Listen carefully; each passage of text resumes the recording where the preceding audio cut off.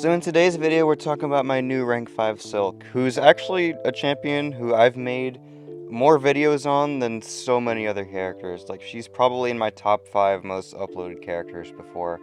And it's been a really long time since I've used her because she's not as popular as she used to be. That goes without saying because the game has evolved a lot since 2023 when she came out.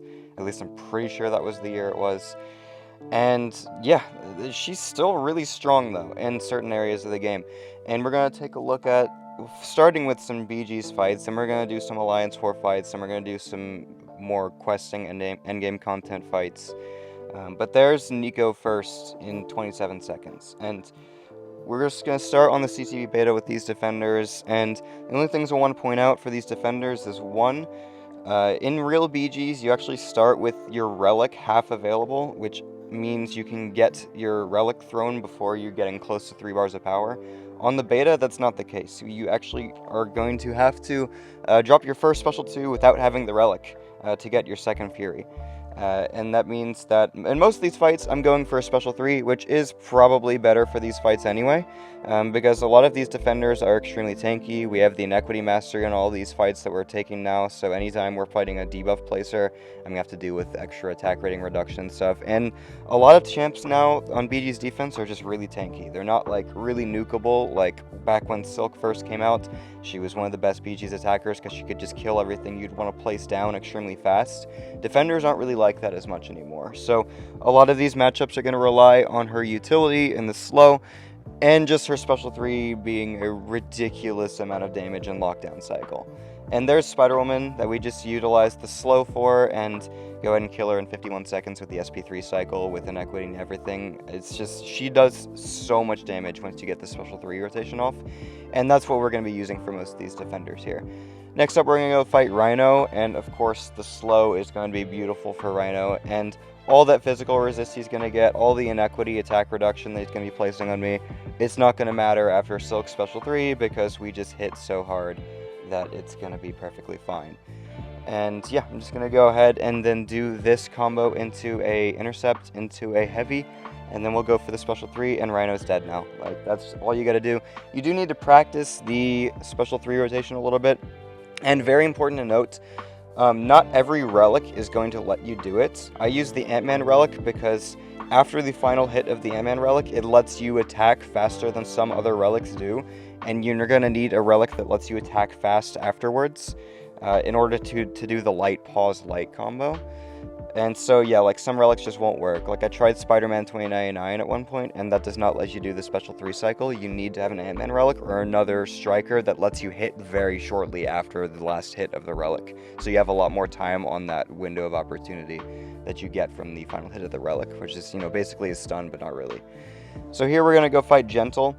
And of course, another example of the slow being really good. In this fight, we are going to need to bait special 1s exclusively, because even though Silk is going to reduce a lot of his physical resist with her physical vulnerabilities and stuff, the physical resist that Gentle gets off of his special 2 is literally 11,000 potency, which is the highest physical resist passive in the entire game. So you do still need to go ahead and bait the special 1s if you can. However, once you just bait 1, you're basically fine, because then we can just go ahead and do this, and now opponent is dead, because I dropped the special 3. He's at 71% health, 72% health. It doesn't matter, he's dead now. Even with the reinforced passive he's going to get, where we can't crit him, it does not matter. He's just dead as long as we can execute our special 3 cycle well, and using the Ant-Man relic, and the fact that I've been practicing this rotation, this cycle for 3 years now, I'm able to get it done. And we have plenty of overkill on that special attack that we couldn't even get to see. So, yeah, really, really nice fight right there. So now we're going to go fight Solvark. And Solvark, we're using a champion who wants to do a lot of damage on hits, of course. And that's a bit annoying for Solvark because of his armor and crit penetration reduction. But Silk is at least all physical damage, so we don't need to worry at all about the regen. But one thing that is annoying in this fight is he is going to be utilizing the Collar Tech Mastery. Again, we have Masteries and Defenders now, so I can't actually use the Special 3 cycle properly.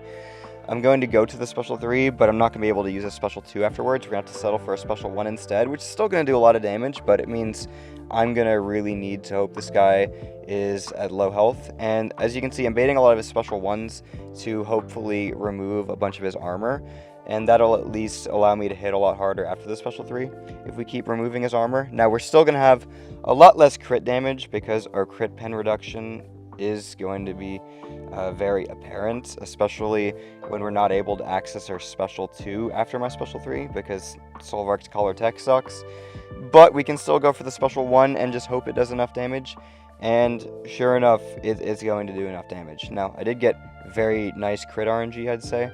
Actually, that still did 135,000 on the burst at the end of the special, so even then, like, yeah, I don't know. Even with all this stuff playing against Silk there with his armor and crit pen reduction and stuff, we're still able to kill him in 65 seconds. It's not, like, really impressive or anything, but I am happily going to take that. So here's another example of the slow being very good. She's not extremely fast against Deathless Thanos, but she's going to get the job done because she can play as aggressively as she wants, as long as you, of course, bait Thanos' specials that aren't the special 3. You just can go ahead and, of course, utilize the slow to just not have to worry about how many hits you're landing. And when he does get the unstoppable, then you're just going to get the panic on you, which is free willpower if you do decide to mess up, if you do mess up at some point. And from here, I'm just going to go ahead and build up to 3 bars of power, and that's going to be the end of Thanos, basically. I think he's at 50% health here, and we basically just shut him down at this point. I know we bait one more special, and then we'll just shut him down. I can go for the Relic here if I choose to, but I do go for the Relic here, yeah, because after the special 3, it doesn't even matter. He's just dead now. The special 3 is going to do a lot of damage before the protection triggers, and he's down to 18% now, and we have a 4-second stun from the special 3, and then once the protection goes down, we just kill him with our basic attacks, which just hit, of course, extremely hard. And so there's Deathless Thanos, 72 seconds, not too shabby. We're going to move to Alliance War now. We have 2 off-season fights and 2 in-season fights. So off-season no boosts, in-season boosts, of course. We're going to start against this Node 1 Madeline Pryor. And this fight is pretty cool because Silk is going to actually be regen reversing the opponents when they have the slow active on them.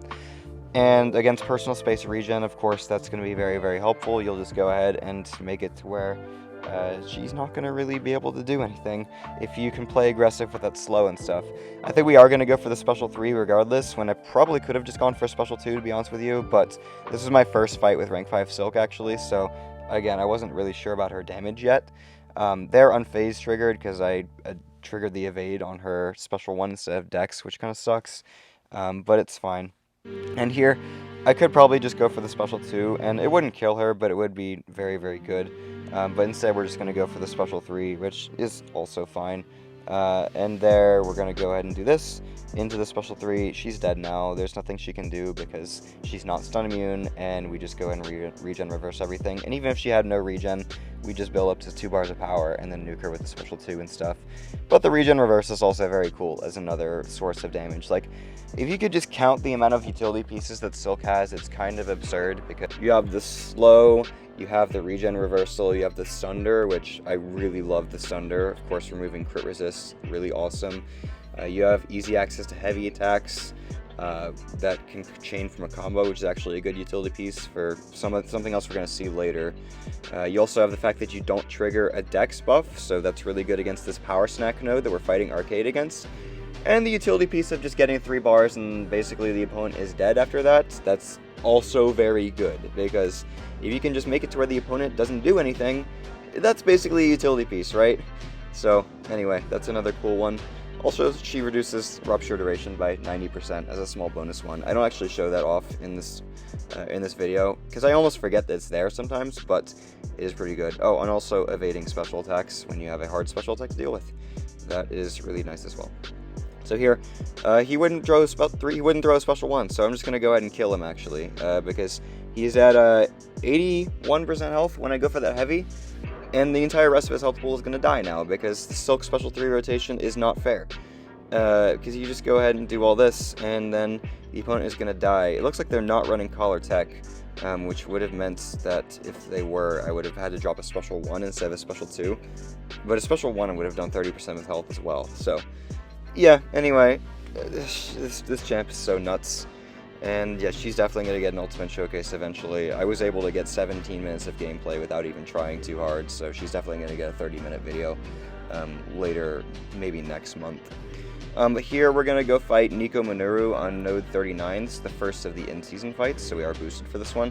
And this is a very silly one, because of course you can go ahead and utilize the slow, of course, to shut off Footloose if you're fighting Nico, but instead we're just going to not bait a special attack in this entire fight, because what I'm going to do, I'm going to wait out Death Immunity, and then I'm going to go ahead and get a Pentacle buff on me, which is just going to give me Rich Get Richer, and then after that, we're going to go to 3 bars, and then she's not going to be able to do anything. So we're not going to bait a single special in this fight, because I simply don't need to, because, yeah, we just lock her down with stuns. It's kind of stupid, and yeah, I definitely don't want to bait a special attack, because she'd get a stun immunity buff, which would suck. Silk cannot take stun immune in any way, shape, or form.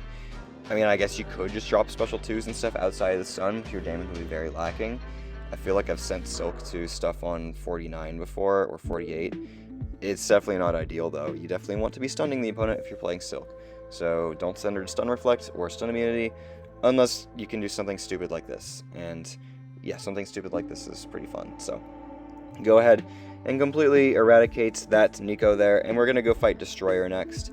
Now, Destroyer is slow immune, and we are fighting him on Mixmaster. However, that's not stopping us from just doing medium, light, heavy combos, and then getting to 3 bars of power and winning. I think I just dropped special 2s in this fight. I don't even think I go for 3 bars, because one special 2 is probably going to do a big chunk of his health, even though I'm only going to get 1 Fury, because, again, this isn't BGs. We're not going to start with a lot of Relic Spirit Gauge. Whereas in BGs you would, and that would be a lot better. She feels a lot better in BGs than the CCP beta test map and Alliance War, because yeah, she's able to get that striker a lot earlier, which does help her a lot. So here I'm actually going to use the auto evade on the special, because I decided to dex her special attack too late, and luckily I had the evade for that, so that's nice. But we can go for the Relic here finally, which is going to give us 1 Fury, and then a 2nd Fury, because yeah, we can just do that, and then hit him. He's dead now, so very, very cool. We're going to go outside of Alliance War now, and I'm going to take a couple fights in the Epic of Pain quest, starting with this Absorbing Man. This one has, what is it? Is it Fight or Flight, I think is what it's called, where if you're close to them, every 12 seconds they'll get an Unstoppable. If you're far away, you'll get the Unstoppable.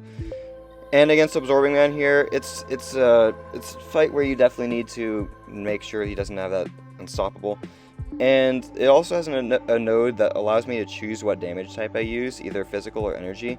But I definitely want to stay in physical if I can, because we do want to be doing physical damage, because I need my attacks to benefit from the physical vulnerabilities, of course. That's something I definitely want. So we're going to try to stay in physical and then keep baiting his Magma form if we can, but of course if he refines it, that's really bad, because then we'll just take a bunch of Incinerate damage. So instead, I'm just going to go ahead and remove that Magma right there, and we're going to start building to 3 bars of power and then killing him at this point, because he's at 74% health, and I'm like, I think I have enough damage to kill him. We're not actually going to be able to even use the damage from the special 2 burst, because it's not going to work in this fight. You can't use any form of red numbers in this fight, except for, I believe, like Whiplash and Power Sting or something.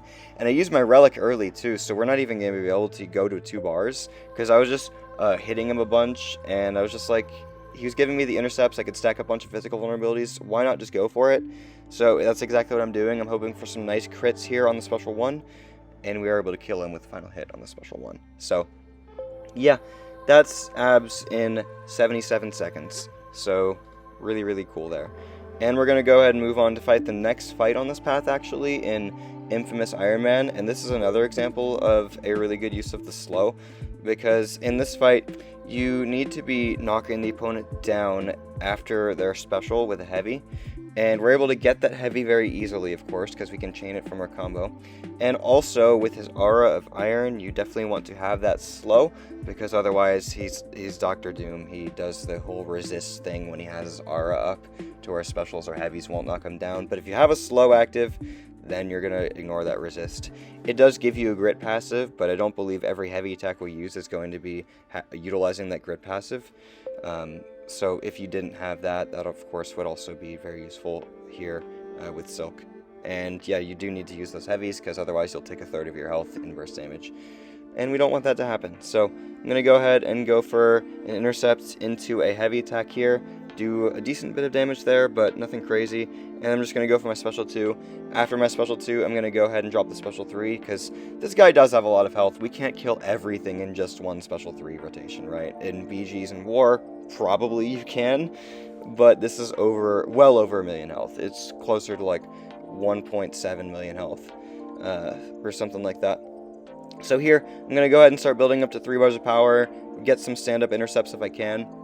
And then here, he gives us a parry, and I'm just going to go for the heavy now into the special 3, and then boom, he's dead now. We're not even going to be able to use the special 2 because he's going to go ahead and activate his 15% regen and stuff, which also places a special lock on me before I even get to 2 bars of power. And that would be annoying, but we can also just reverse the regen, and then hit very, very hard, because that's also an effective way of killing him too. So, yep, there's that. And then we're going to go fight one more fight this video, and this is against the Ordeal Terrax. And this is just a silly fight where we can see Silk's maximum damage potential, because Terrax lets you play hyper-aggressively because he plays hyper-aggressively, so you can just intercept as much as you want. And then we can go ahead and see what Silk's damage looks like with the 50 physical vulnerabilities, because that is the stack limit that she has.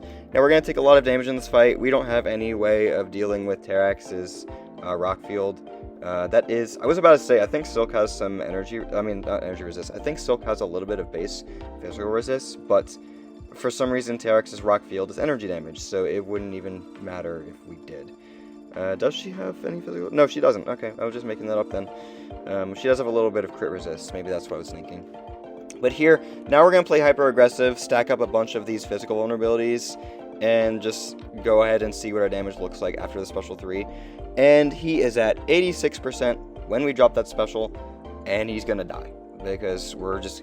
I mean, granted, we don't have to bait any special attacks, and this is a very, very unrealistic scenario, but it's just very cool to see what her maximum damage looks like.